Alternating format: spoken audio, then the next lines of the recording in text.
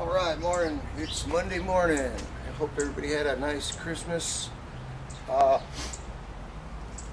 had a few comments about this tire carrier I made on here.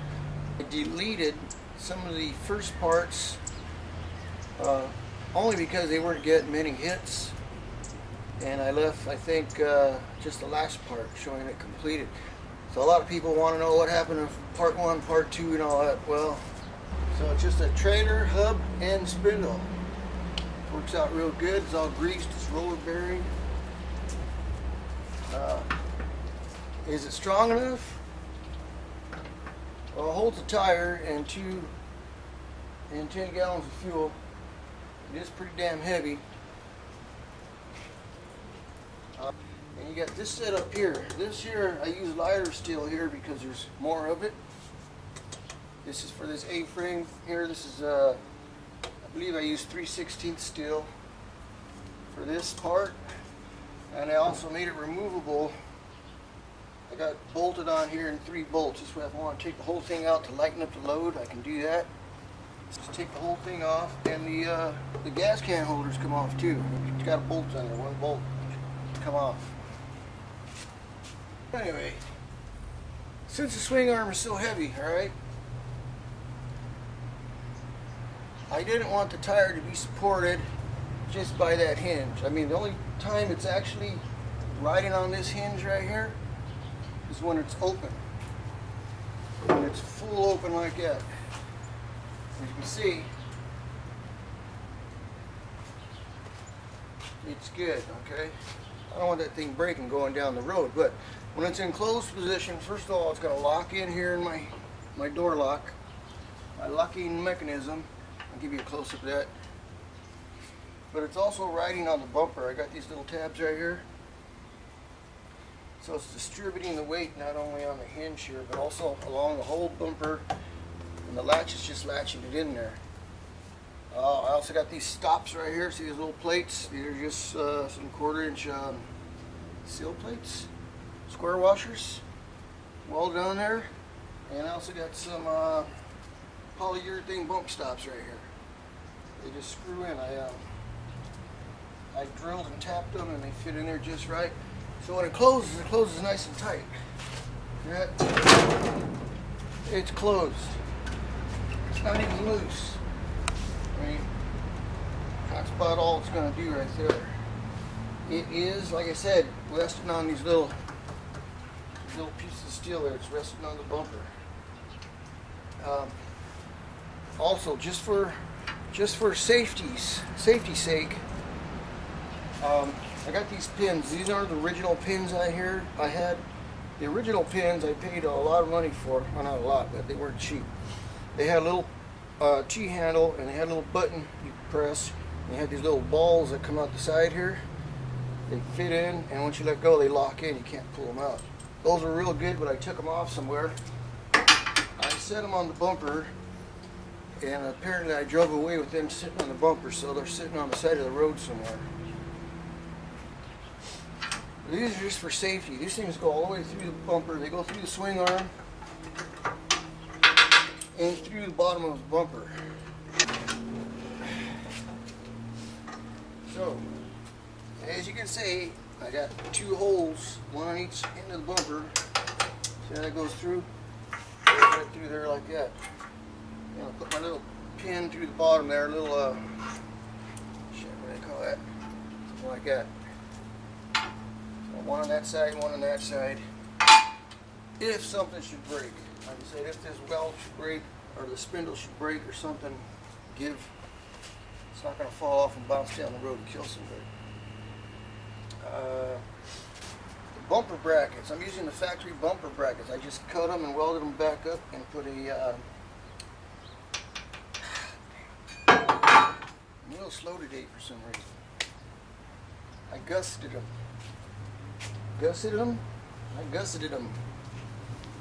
Alright, so that's the 2 mounting points, and they're kind of really thin, I think. Or kind of weak.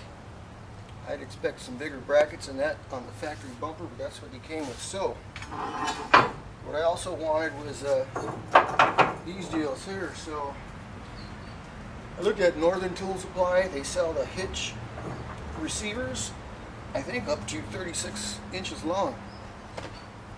So I got some 24s, two 24s, and I cut them to fit, and they actually bolt on underneath to the trailer hitch.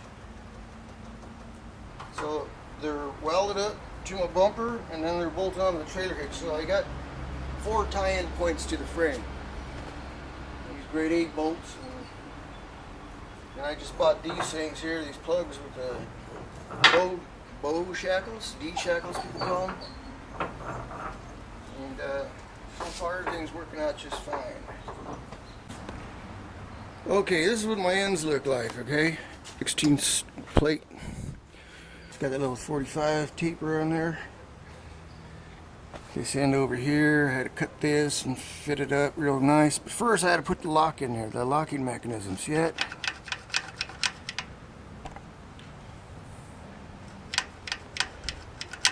This is just off the door. It's off the F-150. There you go. That's similar to what I got for my latch right here. This is what I use for my latch. This is off my Broncos. It's the same thing. You got 3 screws. Thing comes loose. And you know, these doors here are made to stay locked even in an accident, so you don't go flying out. So it's a pretty heavy duty setup. Okay. So once I set things up here, I had to find my center where my latch was going to go, where the striker was going to go into. See, it's going to go like that. It goes like that. Fuck.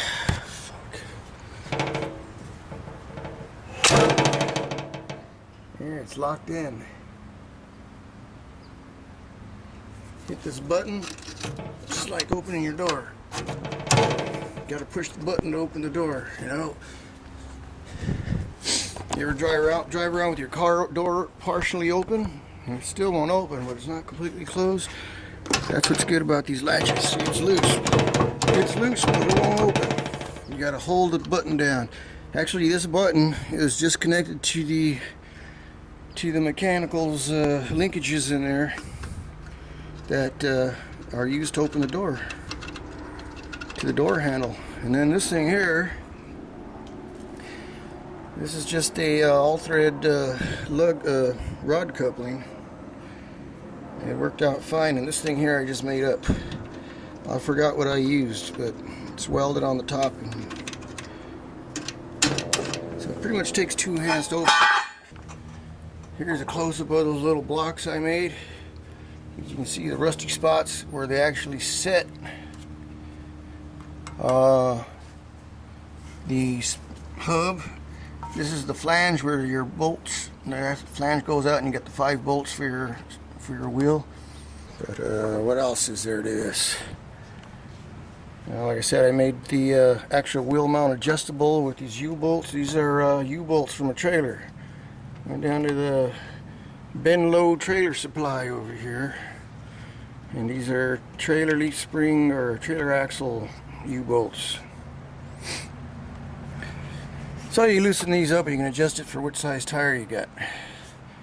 And then this is a trailer hitch lock. Locking my tire on there. You know, got this big ass bolt screwing it on.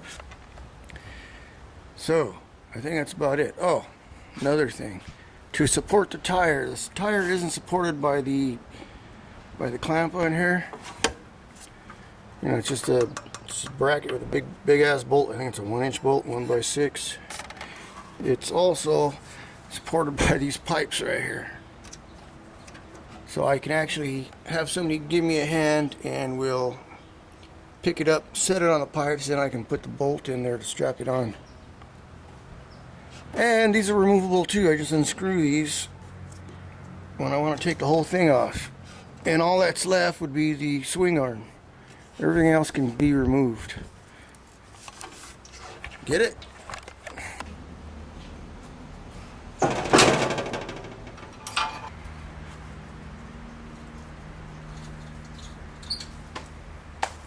That's that.